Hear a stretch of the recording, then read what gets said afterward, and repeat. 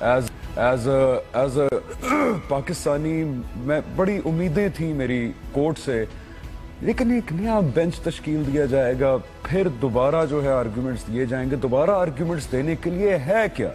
میں لائر نہیں ہوں، میں کوئی لیگل ایکسپرٹ نہیں ہوں، ججوں پہ ہم تنقید نہیں کر رہے، سپریم کورٹ پہ ہم تنقید نہیں کر رہے، پیورلی بیسڈ اپون لاجک ایک انسان کی جو ہوتی ہے۔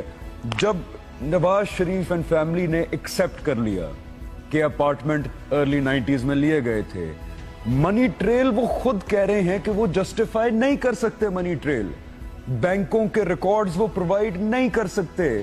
انہوں نے اب خود ایکسپٹ کر لیا ہے کہ نواز شریف صاحب نے جو بیان دیا تھا پارلیمنٹ کے اندر وہ جھوٹ تھا، اور جھوٹ جو ہے اس کو نام دیا گیا ہے جی سیاسی بیان کا، کہ نیشنل اسمبلی میں on floor of the house جو بیان دیا گیا ہے وہ سیاسی بیان تھا، وہ جھوٹ تھا۔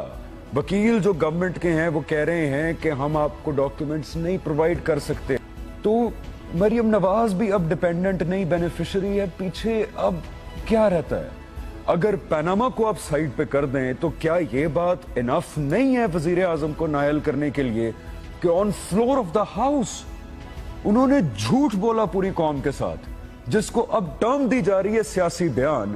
تو اس کا مطلب ہے کہ آپ نے یہ ایکسپٹ کر لیا ہے، آپ نے لیگل لائسنس دے دیا ہے سیاستدانوں کو کہ وہ جھوٹ پہ جھوٹ بولیں ہماری قوم سے، اور ہم جو ہے اس کو سیاسی بیان کا نام دے کے ایکسپٹ کر لیں گے۔ کیا یہ ہمارا فیوچر ہے؟ کیا یہ ہمارا مستقبل ہے؟ کیا یہ ہم اپنی اگلی نسلوں کو دے رہے ہیں؟